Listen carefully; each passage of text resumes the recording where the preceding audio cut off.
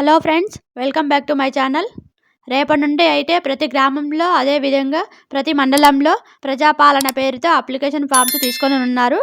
ఈరోజు కాంగ్రెస్ ప్రభుత్వం ప్రవేశపెట్టిన 6 గ్యారంటీ పథకాలలో 5 పథకాలకు అప్లికేషన్స్ ఏ విధంగా ఫిల్ చేయాలి, వీటికి ఏ డాక్యుమెంట్స్ కావాలి, వీటికి సంబంధించిన ఫుల్ ఇన్ఫర్మేషన్ ఈ వీడియోలో తెలుసుకుందాం. మా వీడియో స్కిప్ చేయకుండా లాస్ట్ వరకు చూడండి. ఈ వీడియో ఎండింగ్లో మీరు ఏమేమి డాక్యుమెంట్స్ జతపరచాలో అన్ని వివరంగా ఉన్నాయి. లాస్ట్ వరకు చూడండి. అప్లికేషన్ ఫామ్స్ ఈ విధంగా ఉంటుంది. అధికారులు ఇంటింటికి వచ్చి ఇంటికి ఒక అప్లికేషన్ ఫామ్స్ ఇస్తారు. ఈ అప్లికేషన్ ఫామ్స్ ఫిల్ చేసి గ్రామ సభలో సబ్మిట్ చేయాలి. ఈ 5 స్కీములకి ఒకటే అప్లికేషన్ ఫాము. ఈ 5 పథకాలు చాలా సింపుల్గా అప్లికేషన్ ఫామ్ ఫిల్ చేసుకోవచ్చు. ముందుగా కుటుంబ వివరాలు, దరఖాస్తుదారుని వివరాలు. ఫస్ట్ వన్, దరఖాస్తుదారుని పేరు అంటే ఇంటి యజమాని పేరు. ఎవరి పేరు మీద అప్లై చేసుకుంటున్నారో వారి పేరు రాయండి. దరఖాస్తు సంఖ్య, ఇది గ్రామ సభలో ఉన్న అధికారి వేసుకుంటారు, లేదా అప్లికేషన్ ఫామ్ తీసుకున్న అధికారి ఈ సంఖ్యని వేసుకుంటారు. దాని కింద బాక్స్లో ఎవరు అప్లై చేసుకుంటారో వారి యొక్క పాస్పోర్ట్ సైజు ఫోటో మాత్రమే అతికించాలి. రెండవది, స్త్రీ, పురుషుడు, ఇతరులు. అప్లై చేస్తున్నది స్త్రీయా, పురుషుడా లేదా ఇతరుల ఏది అయితే వారు దానిని టిక్ చేయండి.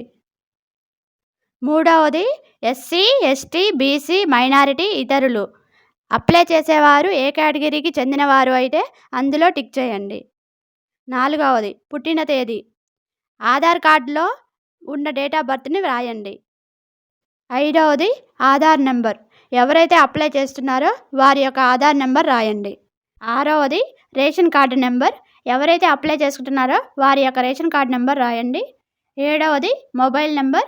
ఎవరైతే అప్లై చేస్తున్నారో వారి యొక్క మొబైల్ నెంబర్ రాయండి. ఎనిమిదవది, వృత్తి.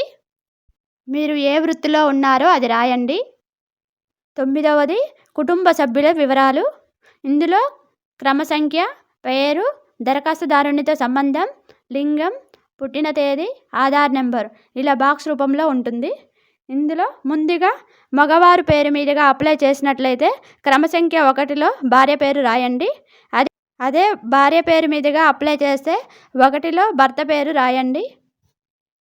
ఇప్పుడు మీరు మగవారి పేరు మీద అప్లై చేసినట్లయితే క్రమ సంఖ్య 1లో భార్య పేరు రాయండి. దరఖాస్తుదారునితో సంబంధం అంటే భార్య అని రాయండి. లింగం ఫీమేల్ అని రాయండి. పుట్టిన తేదీ ఆధార్ కార్డులో ఏ విధంగా ఉంటే అలా రాయండి. ఆధార్ నెంబర్ మీ భార్య యొక్క ఆధార్ నెంబర్ రాయండి. నెక్స్ట్ క్రమ సంఖ్య 2 వేసి మీకు ఎంతమంది పిల్లలు ఉంటే పిల్లల నేమ్స్, వారితో సంబంధం, లింగం, పుట్టిన తేదీ, ఆధార్ నెంబర్ అలా ఈ విధంగా మొత్తం రాయండి. 10వది, చిరునామా.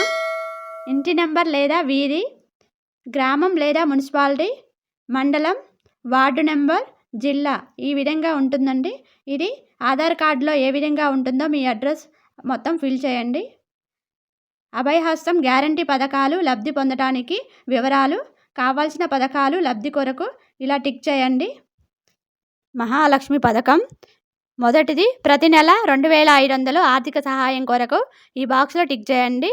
రెండవది, 500కు గ్యాస్ సిలిండర్ కావాలనుకున్న వారు ఈ బాక్స్లో టిక్ చేయండి. ఇందులో భాగంగా గ్యాస్ కనెక్షన్ నెంబర్, మీ యొక్క గ్యాస్ బుక్లో ఉన్న నెంబరు వేయండి. సరఫరా చేస్తున్న కంపెనీ పేరు, ఏజెన్సీ పేరు రాయండి. సంవత్సరానికి వినియోగిస్తున్న గ్యాస్ సిలిండర్ల సంఖ్య 1, 2, 3 ఎన్ని వినియోగిస్తే అన్ని సంఖ్య రాయండి. రైతు భరోసా పథకం. 1వది, రైతులకి ప్రతి ఏటా ఎకరానికి 15,000 రూపాయలు. ఇందులో ఆప్షన్స్ ఇచ్చారు. రైతు, కౌలు రైతు. రైతు అయితే రైతు టిక్ చేయండి. కౌలు రైతు అయితే కౌలు రైతు టిక్ చేయండి. పట్టాదారు పాసు పుస్తకం నెంబరు, మీ యొక్క పాస్బుక్ నెంబర్ రాయండి. సాగు చేస్తున్న భూమి వివరాలు, సర్వే నెంబర్, విస్తీర్ణం. మీ యొక్క పాసు పుస్తకంలో ఉన్న సర్వే నెంబర్ని, అందులో ఉన్న భూమిని ఇక్కడ రాయండి. రెండవది, వ్యవసాయ కూలీలకు ఏటా 12,000. ఈ పథకం కావాలనుకుంటే ఈ బాక్స్ని టిక్ చేయండి. ఇందులో భాగంగా ఉపాధి హామీ కార్డు నెంబర్, ఈ నెంబర్ వేయండి. ఈ నెంబర్ లేనట్లయితే మీ గ్రామంలో అధికారిని అడిగి ఈ నెంబర్ తెలుసుకోండి. ఇందిరమ్మ ఇండ్లు పథకం. 1వది, ఇల్లు లేని అర్హులైన కుటుంబానికి ఇంటి నిర్మాణానికి ఆర్థిక సహాయం. ఈ పథకం మీకు కావాలనుకుంటే ఈ బాక్స్ని టిక్ చేయండి. రెండవది, అమరవీరులు మరియు ఉద్యమకారులకు 250 చదరపు గజాలు ఇంటి స్థలం. అమరవీరుల కుటుంబం. అమరవీరుల కుటుంబాలైతే ఈ బాక్స్ని టిక్ చేయండి. అమరవీరుల పేరు, వారి యొక్క పేరు రాయండి. అమరులైన సంవత్సరం, మరణించిన సంవత్సరం రాయండి. FIR నెంబర్ రాయండి. డెత్ సర్టిఫికేట్ నెంబర్, వారి యొక్క డెత్ సర్టిఫికేట్ మీద ఉన్న నెంబర్ రాయండి. తెలంగాణ ఉద్యమంలో పాల్గొన్నారా?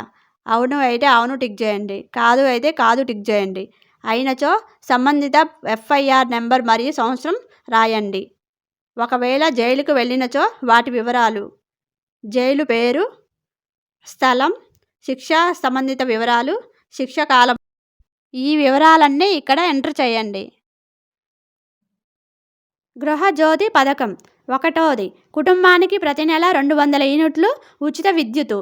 ఇందులో భాగంగా మీ నెలసరి గృహ విద్యుత్ వినియోగం 0 నుంచి 100 యూనిట్లు అయితే ఇక్కడ టిక్ చేయండి. 100 నుంచి 200 యూనిట్లు అయితే ఇక్కడ టిక్ చేయండి. 200 యూనిట్ల పైన అయితే ఇక్కడ టిక్ చేయండి. గృహ వినియోగ విద్యుత్ మీటర్ కనెక్షన్ సంఖ్య, మీ మీటర్ యొక్క నెంబర్ వేయండి. చేయూత పథకం. చేయూత పథకం కింద నెలకు 4000 మరియు దివ్యాంగుల పింఛన్ 6000 పొందేందుకు ఈ కింది వివరములను తెలపండి. ప్రస్తుతం పింఛన్ పొందుతున్న వారు దరఖాస్తు చేయనవసరం లేదు. దివ్యాంగులు అయితే టిక్ చేయండి. సదరం సర్టిఫికేట్ నెంబర్, మీ యొక్క నెంబర్ వేయండి. ఇతరులు, వృద్ధాప్య, గీత కార్మికులు, డయాలసిస్ బాధితులు, బీడీ కార్మికుల జీవన భృతి, ఒంటరి మహిళ జీవన భృతి, వితంతు, చేనేత కార్మికులు, ఎయిడ్స్ వ్యాధిగ్రస్తులు, ఫైలేరియా బాధితులు, బీడీ టేకేదారు జీవన భృతి. వీటిలో మీరు ఏ పథకానికి అర్హులైతారో దానిని టిక్ చేయండి. జతపరచవలసిన పత్రాలు: 1 ఆధార్ కార్డ్ జిరాక్స్, 2వది తెల్ల రేషన్ కార్డు జిరాక్స్. పైన సమర్పించిన వివరాలు అన్నీ వాస్తవమని ధృవీకరిస్తున్నాను. సంతకం, వేలిముద్ర, పేరు, తేదీ. ఎవరైతే అప్లై చేస్తున్నారో వారి సంతకం, పేరు, ఏ రోజైతే అప్లై చేస్తామో ఆ రోజు డేట్ వేసుకోవాలి. ప్రజాపాలన దరఖాస్తు రసీదు ఇలా ఉంటుంది. మీరు అప్లికేషన్ ఫామ్ని ఫిల్ చేసి అధికారులకు ఇచ్చిన తర్వాత వారు మీకు ఈ ప్రజాపాలన దరఖాస్తు రసీదు మీకు అందజేస్తారు. అప్లికేషన్ ఫామ్ తీసుకున్న అధికారులు వారి యొక్క పేరు, వారి యొక్క హోదా, ముద్ర వేసి ఇస్తారు. కాబట్టి మీరు ఒక జిరాక్స్ తీసి పెట్టుకోండి. దరఖాస్తుదారులు తప్పక తీసుకోవాల్సినవి: Aadhaar card xerox, ration card xerox తప్పనిసరి, ఫ్రీ సిలిండర్ గ్యాస్ బుక్కు, 200 యూనిట్లు ఫ్రీ కరెంటు కోసం meter connection number, current bill. కొత్తగా వికలాంగుల పింఛన్ కోసం దరఖాస్తు చేయాలంటే సదరం సర్టిఫికేట్ తప్పనిసరి. రైతు భరోసా కోసం అప్లై చేయాలంటే పట్టాదారు పాసు పుస్తకం జిరాక్సులు. వ్యవసాయ కూలీలకు ఉపాధి హామీ కార్డు తప్పనిసరి.